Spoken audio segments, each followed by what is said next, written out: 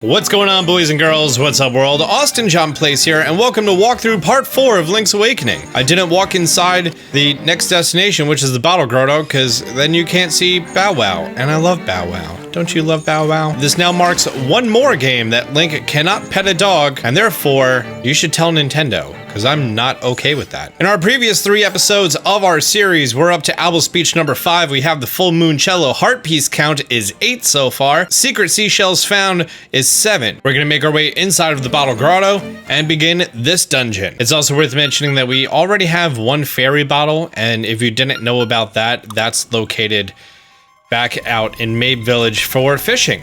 And in the first room here, we have a chest that we cannot get. So as soon as we spawn in, we need to put down a marker of something that we need to backtrack for. Yay. If only these pots weren't so heavy and we could lift them.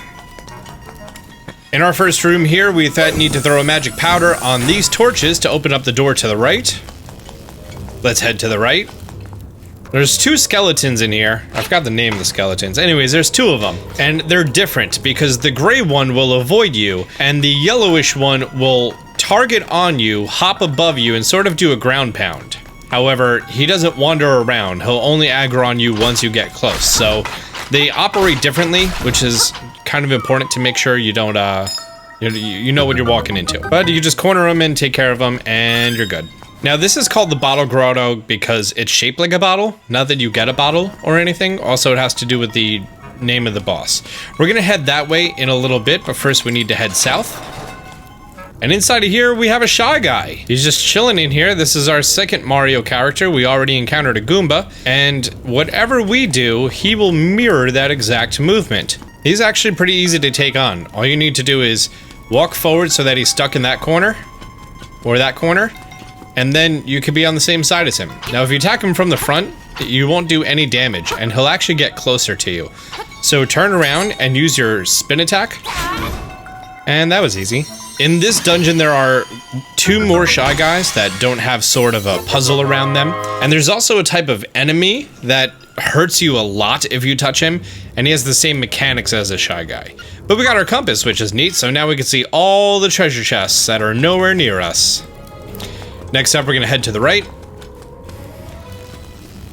And we come to our first switching puzzle. And anyone who's familiar with the Legend of Zelda series, you know what this is. If you hit it, it inverts the colors. So now the blue will be up, now the orange will be up, and the blue will be down. We need to make it orange, and now we're gonna head south. Oh, first let's take care of the enemy down here. Nice. Unlike a lot of walls, these are transparent. And you can just hit that switch. It's a very important thing to remember for the future. Got the chest, we got our small key. And with it still blue, we're gonna head to the right. This room, we're gonna make our way to the bottom right, hop on this switch. Collect our treasure chest. Now, do not hit that unless you wanna go get the pots in the top right, but I don't think you do. Or top left. We're gonna head north 1 screen, and here's those 2 Shy Guys I told you about, and we're gonna take care of them the same way. Because they're just gonna stand there waiting. They can't see me, so... Great. That's gonna drop a key over to the left.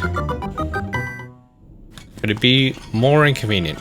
So let's backtrack 3 screens. Another important mechanic when it comes to the switches is you can stand on one of the switches when it's down, hit it, and now you're on a raised elevation. So you can hop to anything else that's also that raised elevation, and you can hop down. However, you cannot hop up. So keep that in mind for some future puzzles, trust me. Head to the top and then head to the right. Grab our key. And we need to backtrack again. Fun, right? There is a locked door over here to the entrance to the left, but we're not gonna head there yet. Instead, we're gonna progress onward. And here we have 2 spinies. Let's take care of them nice and easy. And head to the door to the north.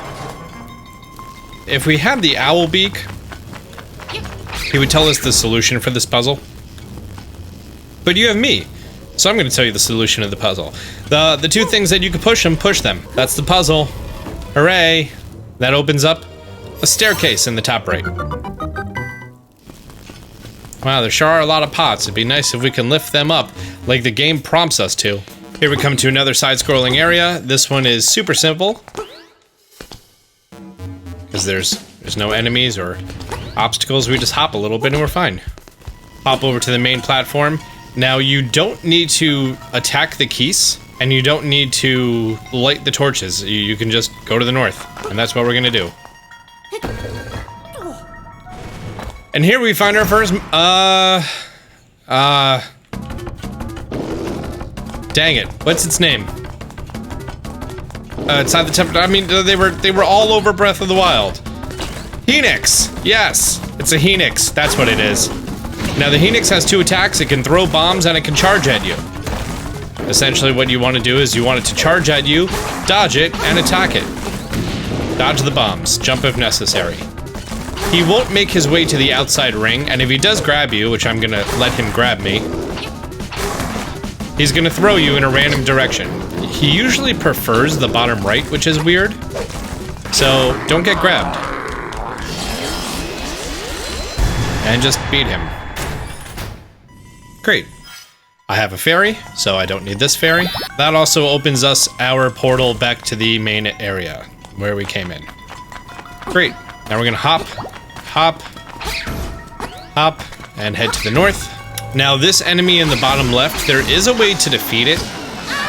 It does require you to hit it with your sword, and there are different areas that it can suck you into itself, but a spin attack will take care of it. Although defeating it really isn't necessary. That gets us the dungeon map. Sweet, dude. Let's head north. Collect our chest. Now, if you don't have full magic powder, I recommend getting that magic powder. If you do have magic powder, then you're fine. You should have 2 keys at this point following along, and let's head through this door over here. Now, there's 2 boos in here. These are actual Super Mario boos.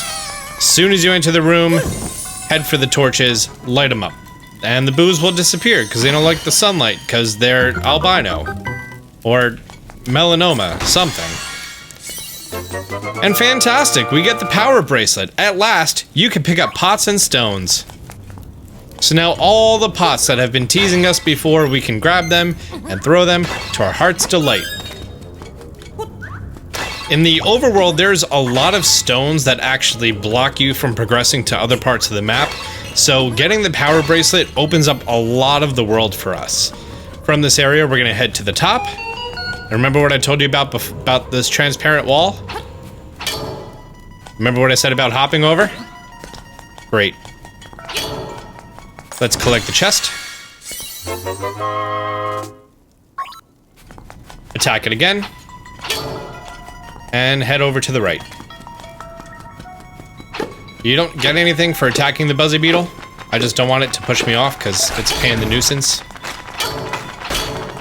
There's a lot of enemies in here. You know what? There. That's what you get. Tell your friends. And the slime just hopped in there. He was afraid of Link's power. We have a locked room to the right. Let's head inside of there. These enemies, you can only defeat them one of 2 ways. One, which is the only one you have access to right now, is to throw a pot at them. And the other requires you to play a musical instrument and a specific song at a later point in time. But for now, we're just gonna throw pots at them. Watch out for the slime. Oh, we got a piece of power.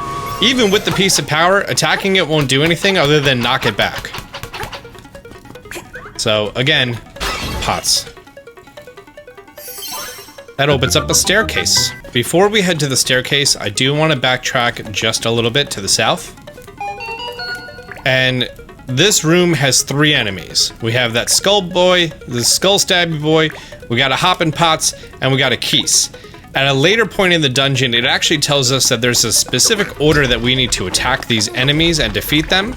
But I'm just going to tell you what it is. First, we throw a pot, then we kill the keys, and then the stabby boy.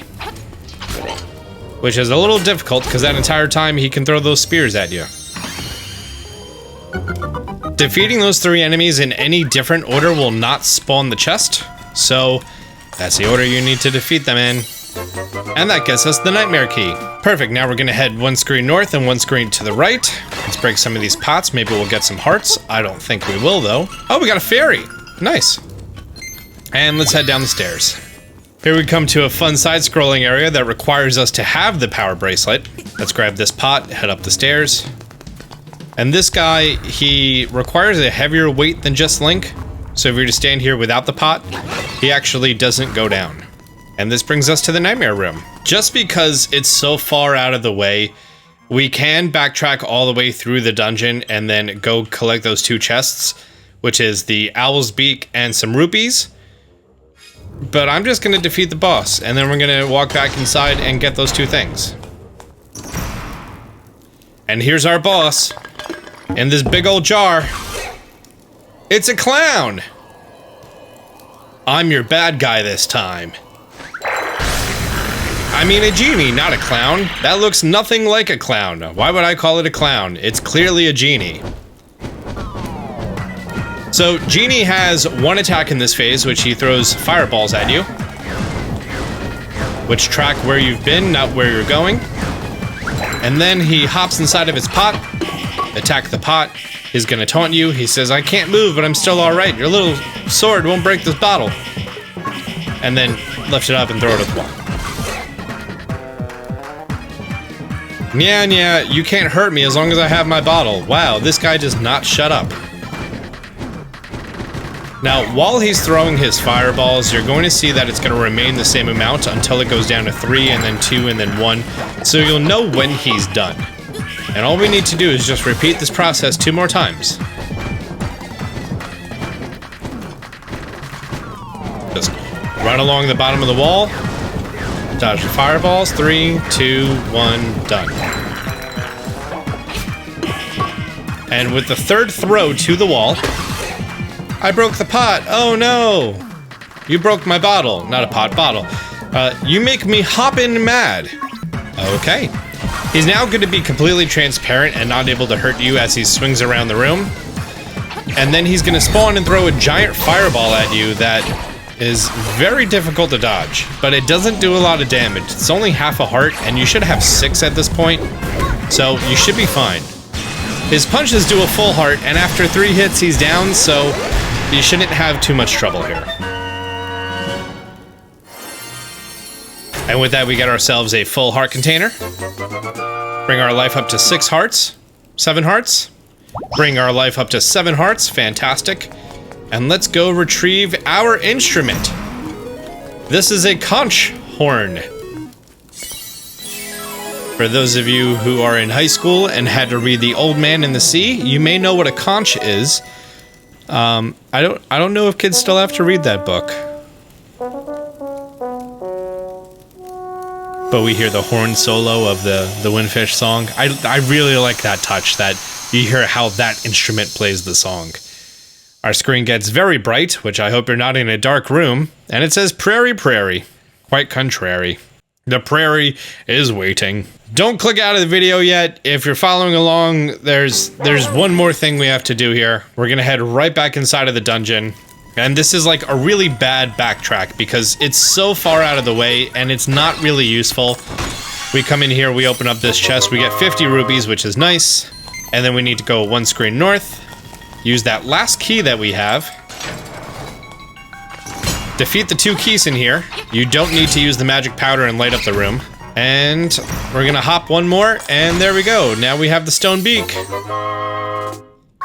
Which, if you didn't know about that room with the 3 enemies in the specific order to defeat them, which was over here, then yes, this is very important. But like, if you know, it's just really out of the way. With that, that's gonna be our entire dungeon complete here. And that's gonna wrap up this video. Oh, Bow Wow wants to eat. I'm not gonna stop him. Fantastic. So with that being done, this has been walkthrough episode number 4. We got our conch horn, we have 8 pieces of heart, and 7 secret seashells down by the seashore. Tomorrow, we have a lot of work to do with Bow Wow.